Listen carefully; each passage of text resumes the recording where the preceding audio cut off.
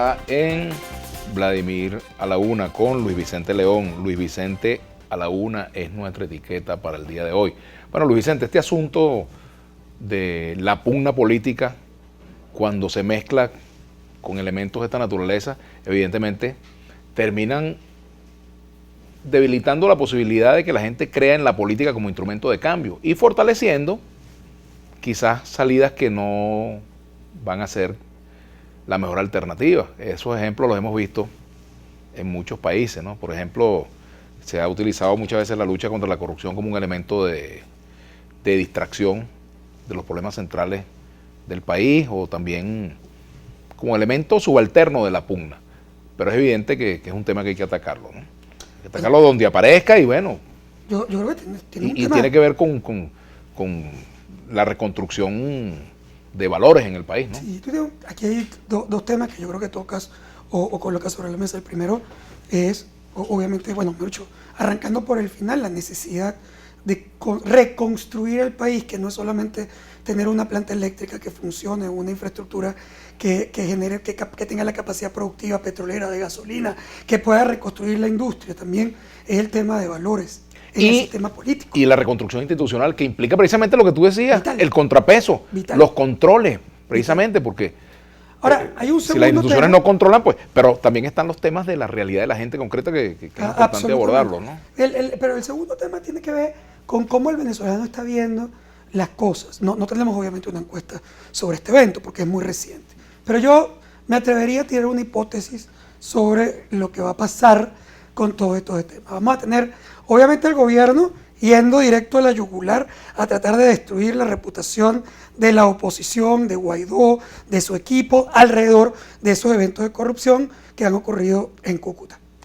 Que por cierto, ni siquiera lo voy a culpar, porque probablemente si hubiera sido al revés, Guaidó y la oposición estaría directo tratando de ir a la yugular de Maduro alrededor de un evento como ese. Esa es la política también. O sea, tú vas a tratar de debilitar o destruir a tu adversario cuando está en el medio de una situación compleja. Y esta es, sin duda, una situación compleja. La pregunta es si en realidad la gente común está recibiendo esos mensajes igual que lo recibía antes. Mi hipótesis es que no.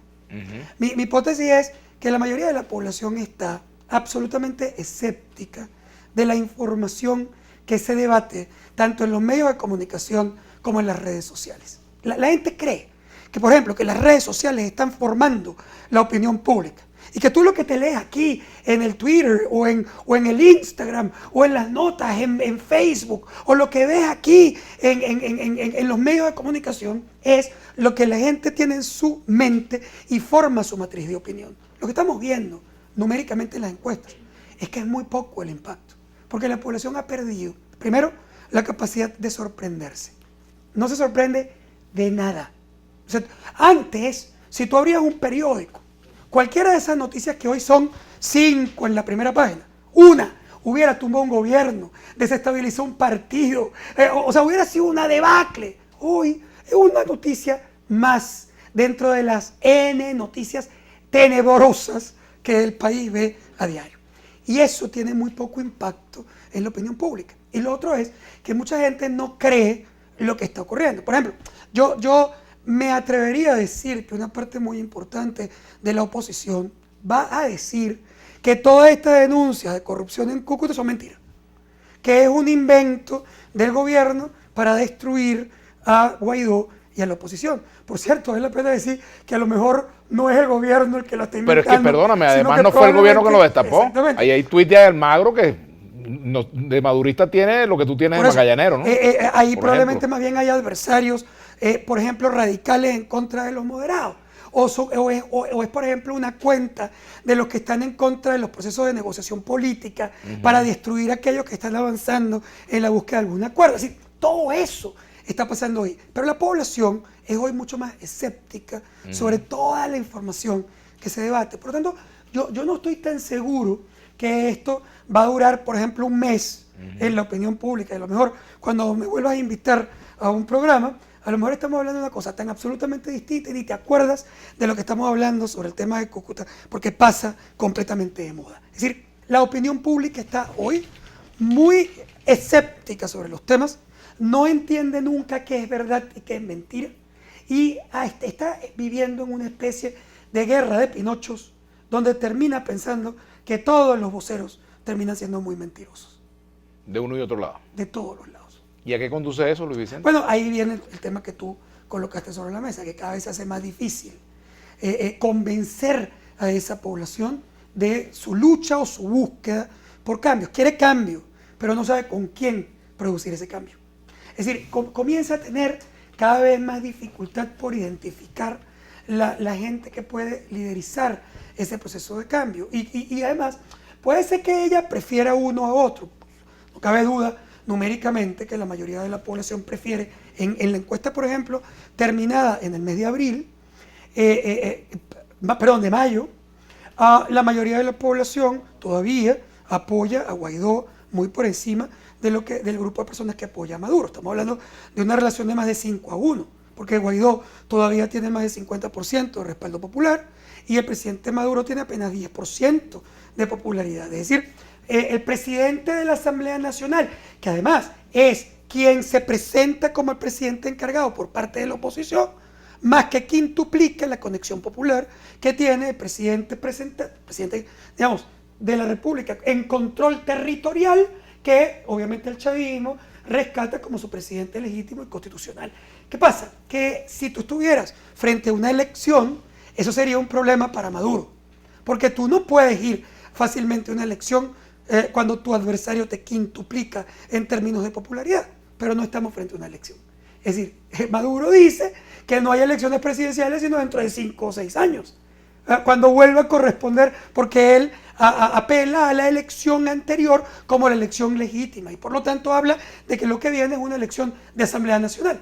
Y por otro lado, la oposición dice que esa elección es inválida y que Maduro tiene que salir del poder para Guaidó tomarlo porque es el presidente constitucional en función de la decisión de la Asamblea.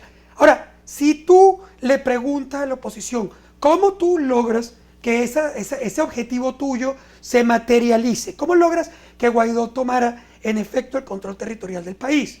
Y bueno, frente a un gobierno que controla territorio, controla Fuerza Armada, que controla los recursos y las instituciones, la única manera que te quedaría, o mejor dicho, hay 2 maneras para lograr eso. Solo 2 maneras para lograr eso.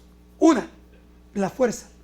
Es decir, no estoy llamando a eso, estoy describiendo las formas. Es decir, si tú me estás diciendo que tú estás viviendo en mi casa, que tú te metiste en mi casa y yo te quiero sacar, solo tengo 2 formas de sacarte. O entro y te saco a trancazo, opción número 1, o 2, busco una negociación, un tercero, un juez, unos panas tuyos, unos panas míos, una presión del condominio. O sea, empiezo a buscar todo para terminar en una negociación que a lo mejor no es siquiera una negociación, donde yo me pueda sentir bien, porque resulta que la casa es mía, pero a lo mejor para yo sacarte de mi casa voy a tener que cederte cosas. Como por ejemplo, voy a tener que negociar contigo.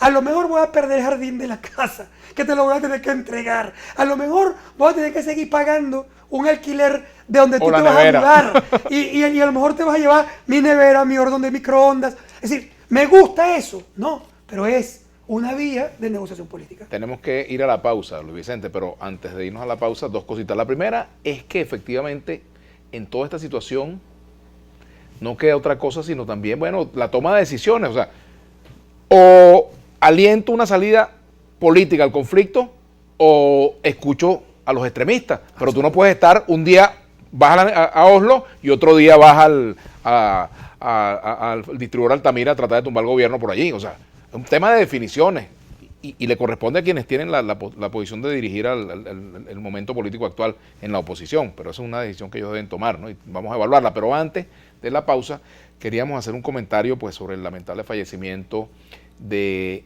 Dino, el conocido chef Dino, que estuvo varios años aquí en Globovisión acompañándonos. Bueno, un lamentable fallecimiento, un extraordinario ser humano.